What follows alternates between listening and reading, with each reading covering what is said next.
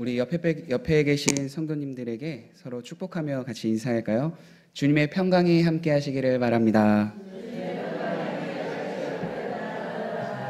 주님의 사랑이 가득하길 바랍니다.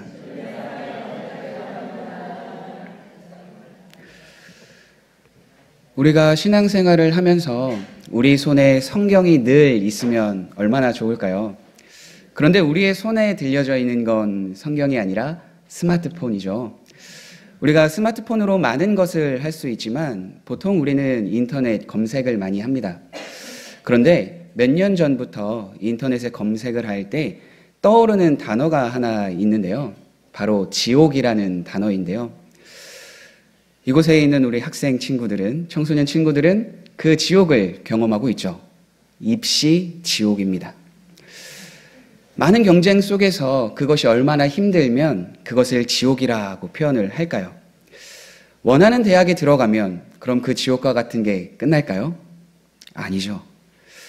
대학교에 가서 열심히 공부하고 좋은 성적을 받아서 가야 될 곳이 또 있습니다.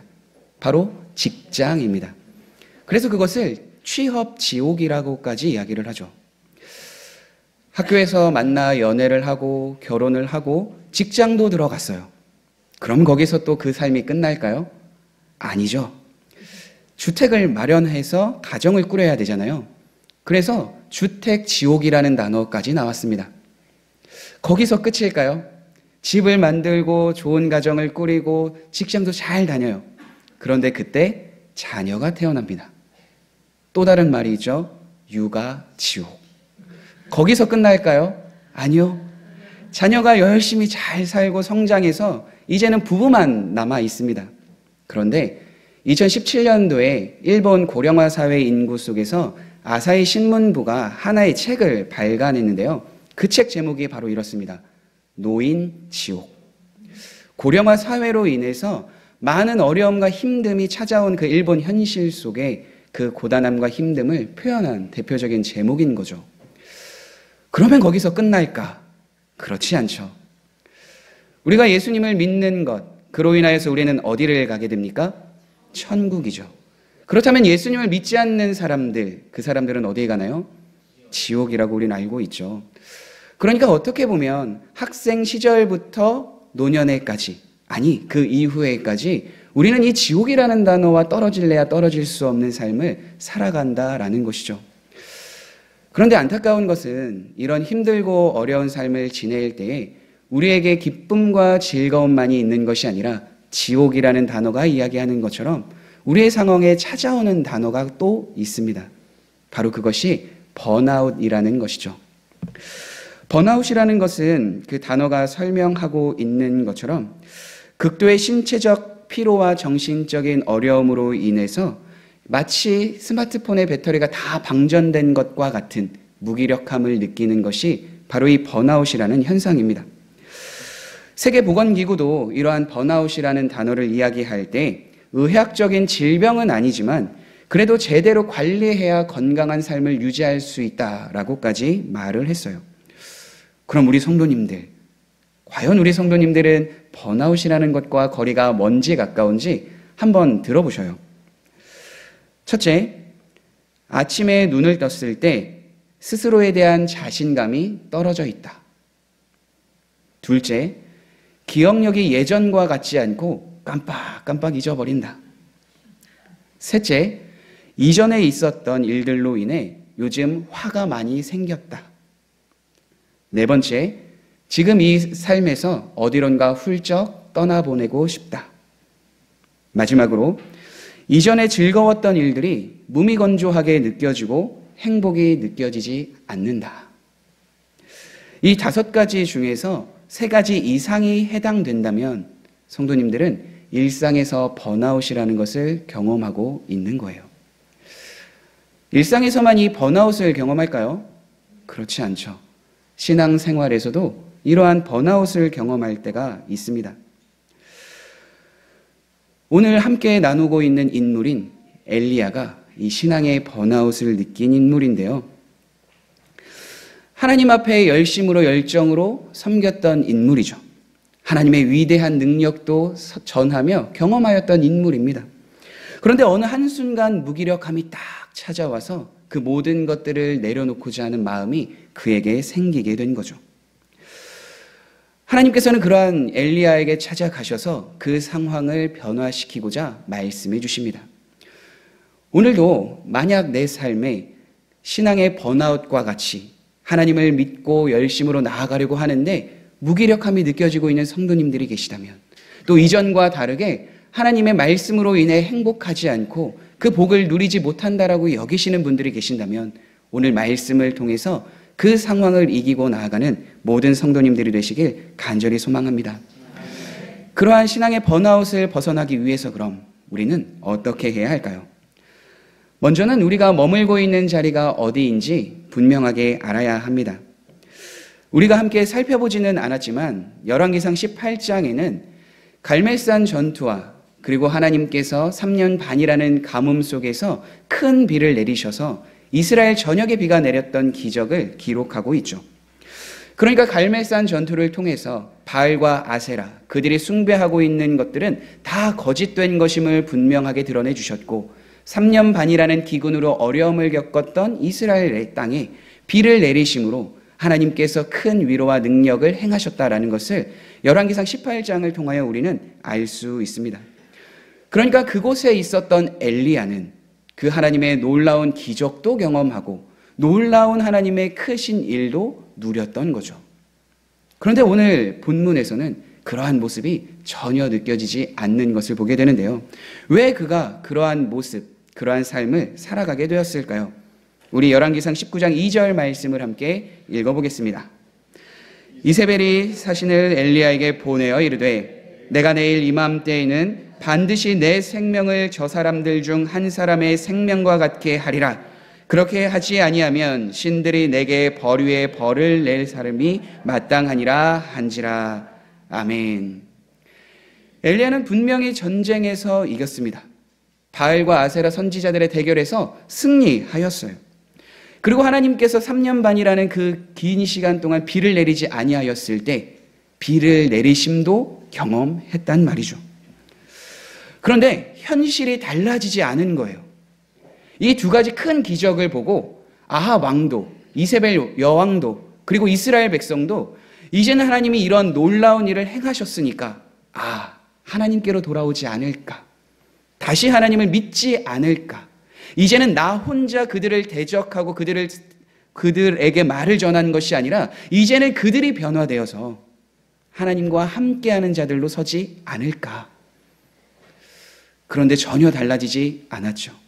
오히려 그러한 상황 속에 이세벨 여왕은 자신을 죽이려고, 엘리야를 죽이려고 결단하며 다시는 너의 생명이 그 땅에 엎드려져 있는 사람과 같이 되게 하겠다라고까지 말을 하는 것을 보게 됩니다.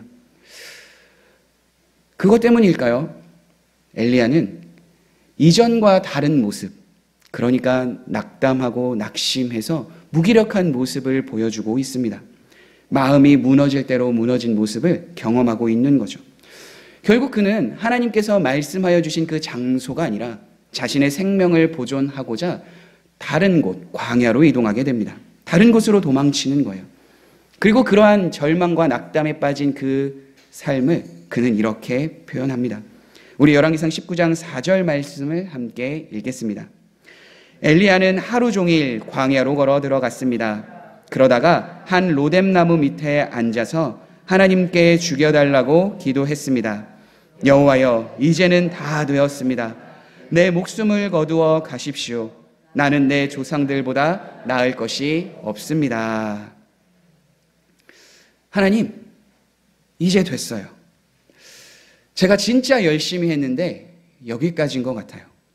저는 앞선 조상들보다 더 나은 것이 하나도 없습니다. 그러니 저를 죽여주세요. 위대한 승리를 경험하고 놀라운 기적도 경험하였던 그였지만 이세벨의 말 한마디로 인해서 낙담하고 무기력해졌습니다. 우리가 앞서서 이러한 증상을 이야기 나눴죠. 바로 번아웃, 신앙의 번아웃을 그가 경험한 거죠. 그때 하나님은 그를 어떻게 대하여 주십니까? 하나님은 삶의 의욕도 상실하고 마음의 낙담으로 가득 찬 그를 천사를 보내어 먹이시고 또한 그의 가는 길을 인도해 주십니다. 그리고 그를 쉬게 하시는데요. 무려 그 시간이 40일입니다. 우리 열왕기상 19장 8절 말씀을 함께 읽겠습니다. 이에 일어나 먹고 마시고 그 음식물에 힘을 의지하여 40주 40야를 가서 하나님의 산 호렙에 이르니라. 아멘. 엘리야는 40일이라는 그 기간 동안 먹을 것을 먹고 먹을 것으로 힘을 얻어 호렙이라는 호렙산에 도착하게 되는데요. 그곳에 하나의 굴에 들어가 편히 쉬려고 하였죠. 그런데 그 순간 하나님께서 다시 말씀해 주시는 것을 보게 됩니다. 우리 열왕기상 19장 9절 말씀을 함께 읽겠습니다. 엘리야가 그곳 굴에 들어가 거기서 머물더니 여호와의 말씀이 그에게 임하여 이르시되 엘리야야 내가 어찌하여 여기 있느냐. 하나님께서 이렇게 물으셨던 이유는 내가 이곳까지 온 이유를 내가 알고 싶다, 그것이 아닙니다. 왜냐하면 이곳으로 인도하여 주신 분이 누구예요? 하나님이시기 때문이에요. 왜 내가 호렙산에 있느냐, 이것을 물으시는 것이 아니라 왜 내가 지금 낙담하고 낙심하여 호렙산이라는 이 굴에 숨어 있느냐, 너는 무엇을 하였던 존재였느냐, 너는 무엇을 한 사람이냐, 이것을 묻고 계신 거예요. 호렙산, 우리가 구약 성경을 읽다 보면 많이 등장하죠. 그런데 호렙산에 대해서 우리가 나눌 때 중요한 포인트가 있습니다. 모세는 어디에서 하나님의 부름을 받았을까요? 호렙산입니다. 이스라엘 백성들은 하나님의 말씀을 어디에서 받았을까요? 바로 호렙산, 신의 산입니다. 그러니까 모세가 부르심을 받았던 곳이 호렙산이고 하나님께서 이스라엘 백성들을 이제 제사장 나라로 삼아주시기 위하여 그 백성들과 언약하였던 장소가 바로 이 호렙산이라는 거죠. 그러니까 하나님께서 엘리야에게 물으셨을 때 엘리야야 네가 왜 여기 있느냐라고 말씀하였을 때 엘리야는 생각했을 거예요. 자신의 조상들의 이야기를 하나님 앞에 고백한 것처럼 나의 조상이었던 모세가 이곳에서 부름을 받았지. 하나님의 백성 이스라엘 백성이 이곳에서 제사장 나라가 되기 위한 그 언약을 받았지. 나도 하나님의 부름을 받은 존재인데, 하나님의 사명을 감당하는 존재인데 나는 왜 이곳에 숨어 있는 것일까? 그런 상황 속에서 하나님은 엘리야에게 그러한 뜻으로 질문하였던 거죠. 그때 엘리야가 하나님 앞에 무엇이라고 이야기하였는가? 우리 열왕기상 19장 10절 말씀을 함께 읽겠습니다. 그가 대답하되 내가 만군의 하나님 여호와께 열심히 유별하오니 이는 이스라엘 자손이 주의 언약을 버리고 주의 제단을 헐며 칼로 주의 선지자들을 죽였음이오며 오직 나만 남았거늘 그들이 내 생명을 찾아 빼앗으려 하나이다. 그가 생각했어요. 왜 내가 호렙산에 하나님이 오게 하셨는지. 그럼에도 그 현실 속에 아직까지 번아웃된 상황 속에서 주저하고 있는 거죠. 어려운 거예요. 힘든 거예요. 40일이라는 그 시간 동안 천사의 안내를 받아 먹을 것을 얻어 육체는 회복되고 쉼을 얻었지만 아직 자신이 생각하고 깨달았던 그 모습까지 나아가지 못하는 엘리야의 모습을 우리는 보게 됩니다. 그래서 자신의 모든 상황을 하나님께서 질문하였을 때 그 모든 마음을 다 토로하며 말하였던 것이죠. 사랑하는 성도 여러분, 성도님들은 어떠신가요? 지금 성도님들이 머물고 계신 그곳, 어떠한 곳인가요? 혹시 엘리야와 같이 이전에는 열심으로, 이전에는 하나님에 대한 열정으로 사역하고 봉사하며 하나님을 기쁘시게 하는 그 삶을 살아가기로 하였는데 혹시 지금은 그것보다는 엘리야와 같이 어떠한 열매가 보이지 않아 낙심과 절망에 있으신 성도님들은 계시지 않나요? 우리는 우리가 머물러야 할 곳에 있을 때 하나님의 은혜와 능력을 경험할 수 있습니다. 바쁜 일상을 보내게 되면 우리는 하나님이 우리와 함께 하시는 것, 동행하시는 것을 잊을 때가 많이 있어요. 신앙생활도 마찬가지입니다. 열심히 봉사하고 하나님을 예배하고 하나님의 뜻에 순종한다고 결단하며 나아가지만 그럼에도 그곳에 어떠한 결과가 보이지 않아서 상황으로 인해 낙담이 되고 낙심이 돼서 엘리야와 같은 심정을 경험하는 것이 우리들의 인생입니다. 그렇기 때문에 우리는 우리가 머물고 있는 자리가 어디인지, 하나님께서 왜 나를 이곳에 부르셨는지를 분명하게 믿고 따라야 되는 줄 확신합니다. 그것이 우리의 삶에 경험되고 누려질 때 우리는 하나님께서 우리를 회복하시고 다음 단계로 걸어가게 하시는 은혜를 반드시 경험하게 되리라 확신합니다. 우리 모든 성도님들이 지금 내 삶의 현장은 어디인지, 내가 머물고 있는 자리는 어디인지 분명하게 바라보시며 하나님의 은혜를 구하는 모든 성도님들이 되시길 간절히 소망합니다. 우리가 어떤 자리에 있는지 우리가 깨닫게 될 때 하나님은 다음으로 인도하여 주시는데 바로 하나님을 믿고 순종하는 결단의 자리로 인도해 주십니다. 우리 열왕기상 19장 15절과 16절 말씀을 함께 읽겠습니다. 여호와께서 그에게 이르시되 너는 내 길을 돌이켜 광야를 통하여 다메섹에 가서 이르거든 하사엘에게 기름을 부어 아람의 왕이 되게 하고 너는 또 nim시의 아들 예후에게 기름을 부어 이스라엘의 왕이 되게 하고 또 아벨무홀라 사밧의 아들 엘리사에게 기름을 부어 너를 대신하여 선지자가 되게 하라. 아멘. 우리는 흔히 낙담과 절망, 그 상황이 찾아올 때 한 가지 기대하는 마음이 있습니다. 내가 하나님께 기도하면, 하나님 앞에 간구하면 하나님께서 위로해 주시고 격려해 주시지 않을까. 그런데 오늘 본문의 엘리야를 보면 하나님께서는 위로와 격려의 말을 먼저 하시는 것이 아니라 그가 잊고 있었던 그 사명을 다시 깨닫게 합니다. 그런데 한 가지 말씀을 보게 되면 이해가 되지 않는 부분들이 있어요. 왜냐하면 엘리야는 하나님께서 북이스라엘의 선지자로 불러주었던 사명을 감당했거든요. 그런데 우리가 함께 읽었던 말씀을 보면 누구에게 기름을 부으라 말씀하여 주시죠? 아람의 왕이 되게 할 하사엘에게 기름을 부으라 말씀하여 주십니다. 아람의 왕, 북이스라엘과 적대적인 국가의 왕을 위해서 내가 찾아가서 그가 왕이 될 수 있도록 기름을 부어라 라고 말씀해 주시는 거죠. 물론 예후에게 기름을 부어서 북이스라엘의 왕이 되게 하려는 것까지는 또 이해됩니다. 왜요? 북이스라엘의 아합 왕과 여왕이었던 이세벨이 하나님을 따르지 않고 오히려 하나님을 적대하였던 삶을 살아갔기 때문이에요.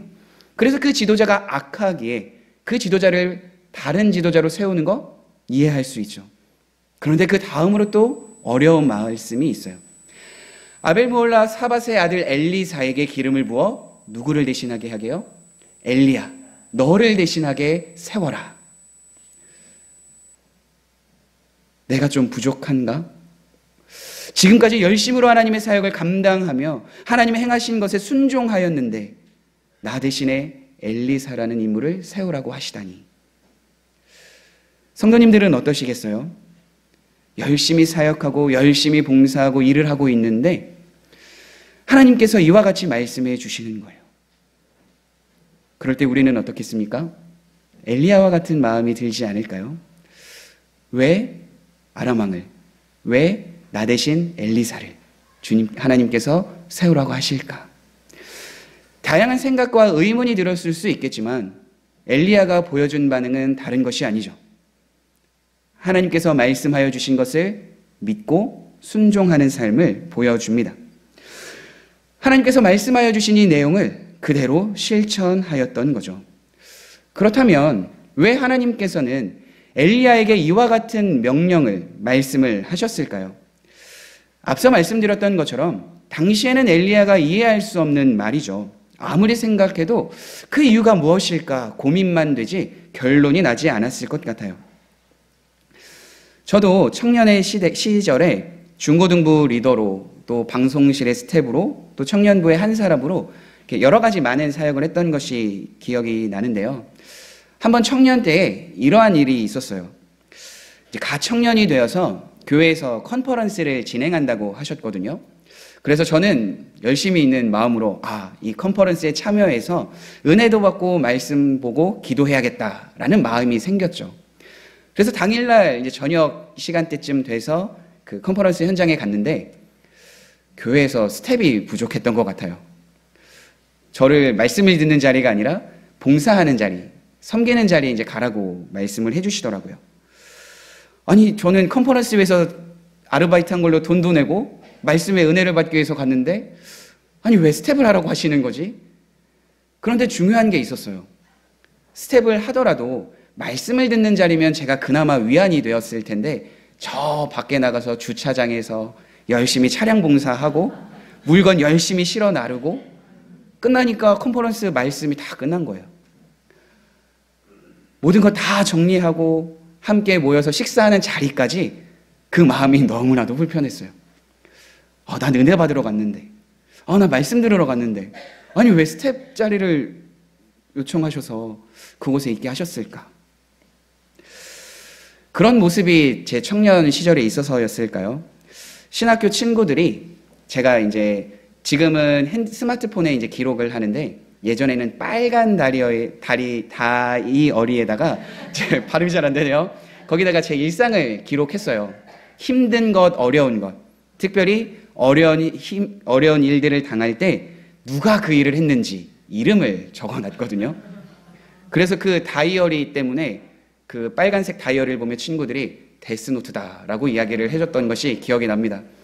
저를 낙심하고 절망케 하였던 사람들의 인물이 그곳에 기록되어져 있기 때문이었죠.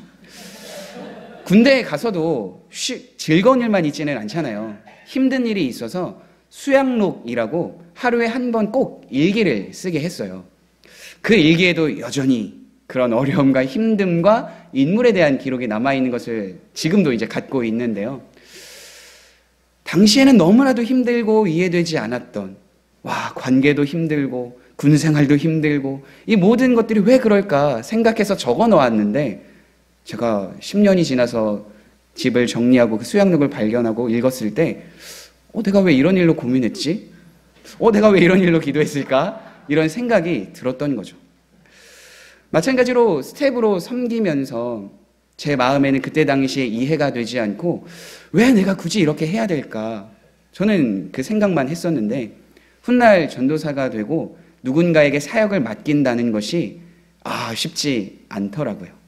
신뢰가 가지 않고 믿음이 가지 않으면 또 그 일을 맡겼을 때 그 일을 잘할 수 있는 사람이어야만이 그 일을 맡길 수 있기 때문이죠. 그때를 생각해 보면 부족하고 연약하고 가청년이 된 저를 어떻게 목사님이 믿어주셔서 그걸 또 행하게 하셨을까 이렇게 생각이 드는데요. 마찬가지로 엘리야에게 말씀하여 주셨을 때 엘리야가 다 깨닫지 못해도 하나님께서는 그 말씀을 통하여 이루시고자 하는 목적이 분명하게 있었던 거죠. 우리 함께 열왕기하 10장 31절과 32절 말씀을 함께 읽겠습니다. 그러나 예후는 마음을 다하여 하나님 여호와의 율법을 지켜 따르지 않았습니다. 예후는 여로보암의 죄를 그대로 따랐습니다. 그러자 여호와께서 이스라엘 나라의 땅들을 떼어서 다른 나라에게 주기 시작했습니다. 아람 왕 하사엘이 온 이스라엘 땅에서 이스라엘 백성을 물리쳤습니다. 아멘. 왜 엘리야에게 하사엘, 아람 왕이 될 자에게 기름을 부으라 하셨는가? 훗날 예후가 하나님의 뜻에 따라 살아가는 것이 아니라 아합 왕과 이세벨 여왕이 걸었던 여로보암의 죄에 대한 그 길을 걸어갈 것을 아셨기에 아람 왕을 통하여서 다른 나라, 이방 나라를 통하여서 그들이 잘못되고 있음을 깨닫게 하시기 위한 도구로 사용하기 위해 그를 왕으로 세우셨던 거죠. 당시에는 이해되지 못하였지만 그러나 이후에 생각해 보니 역시나 하나님이신 거죠. 사랑하는 성도 여러분, 성도님들은 어떠십니까? 하나님이 계획하시고 성취하시는 분이심을 믿고 계십니까?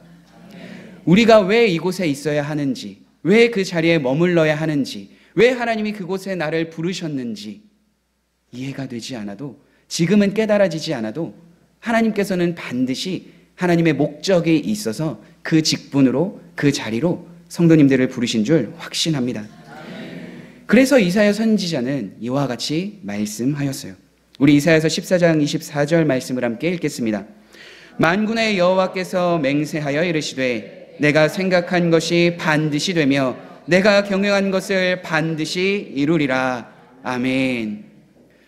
그러므로 성도님들께서 머물러 계신 그 자리에 내가 하나님의 말씀에 순종했지만 그 결과가, 그 열매가 맺어지지 않는다 하여서 낙심하거나 믿음을 저버리지 않았으면 좋겠습니다.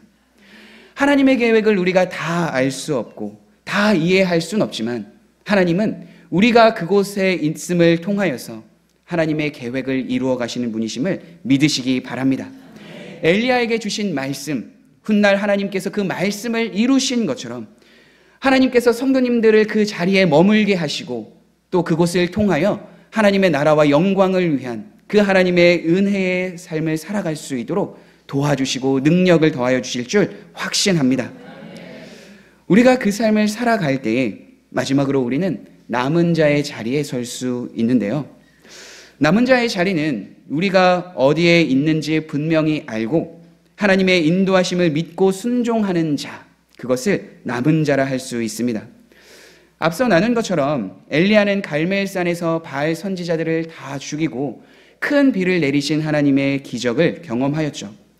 그런데 이세벨이 자신을 죽인다라고 하는 그 말로 인해 낙담하여 저 광야로 도망칩니다.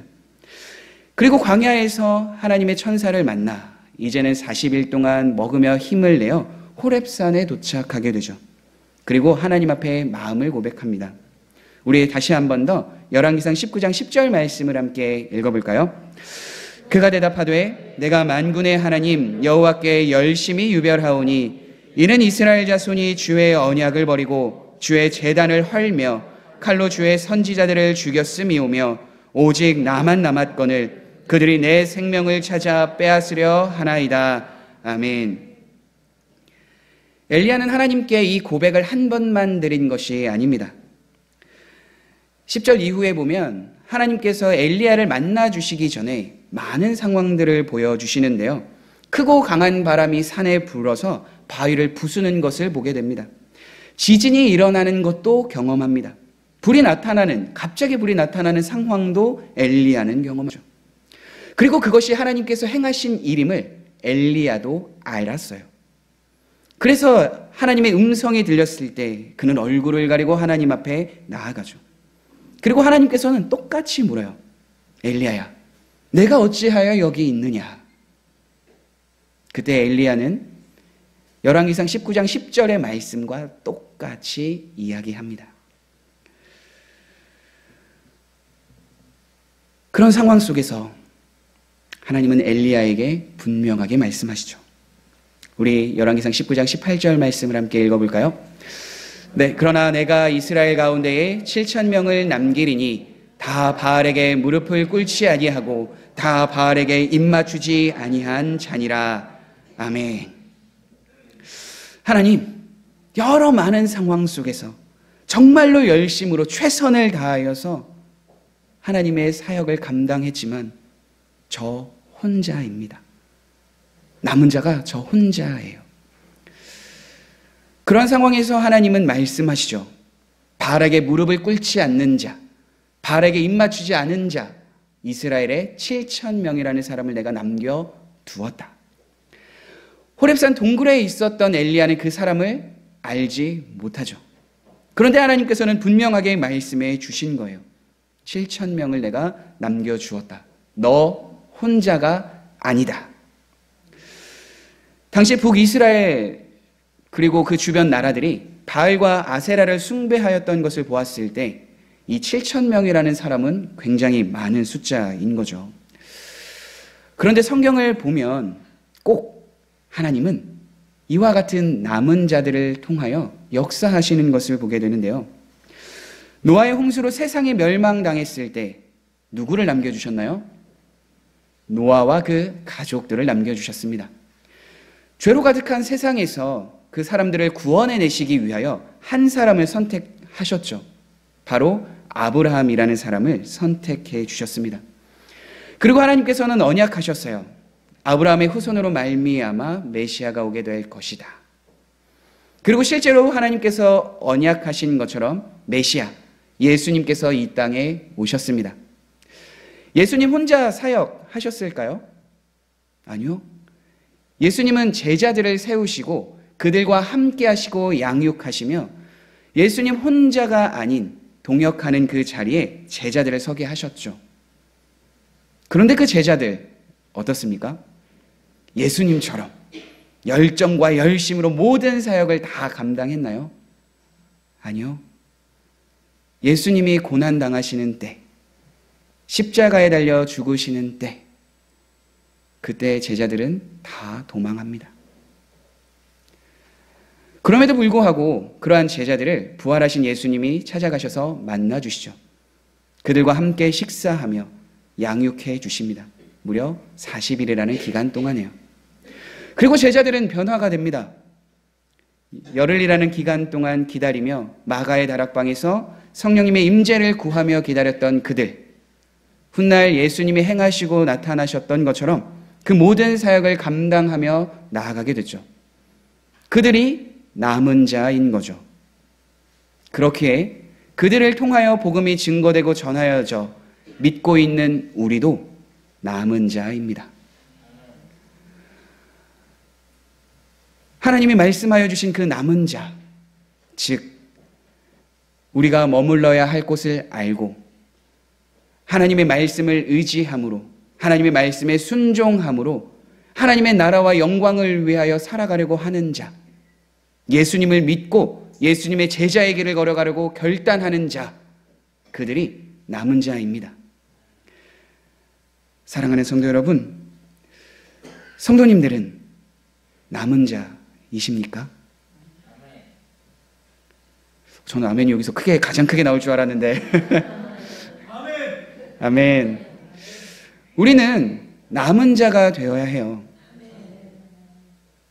다른 곳에 있기를 원하고 내 생각과 내 뜻으로 가려고 하고 마치 그것이 하나님의 뜻인 양 생각하며 말씀이 아니라 하나님의 뜻이 아니라 내 생각으로 걸어가는 길이 아닌 엘리야를 만나 주실 때 그에게 사명을 주시고 다시 부름의 자리로서 그를 일으키신 그 주님이 말씀하여 주시는 자리, 그리고 그곳에서 변화되고 다시 힘과 용기를 얻어 하나님의 말씀을 믿고 순종하여 그 주의 사역에 동참하였던 엘리야와 같이 우리는 남은 자로서 남은 일생을 그렇게 살아가야 될 줄 확신합니다. 그 삶을 결단할 때, 그 삶을 살아가기로 나아갈 때 하나님께서는 엘리야를 만나주시고 일으켜주심 같이 우리의 삶에 동행하여 주시고 우리를 만나주시고 다시 일으켜주시리라 확신합니다. 그 삶을 능히 살아가게 하시는 주님과 늘 동행하며 하나님 앞에 나아가는 모든 성도님들이 되시길 간절히 소망합니다. 우리 함께 기도하겠습니다.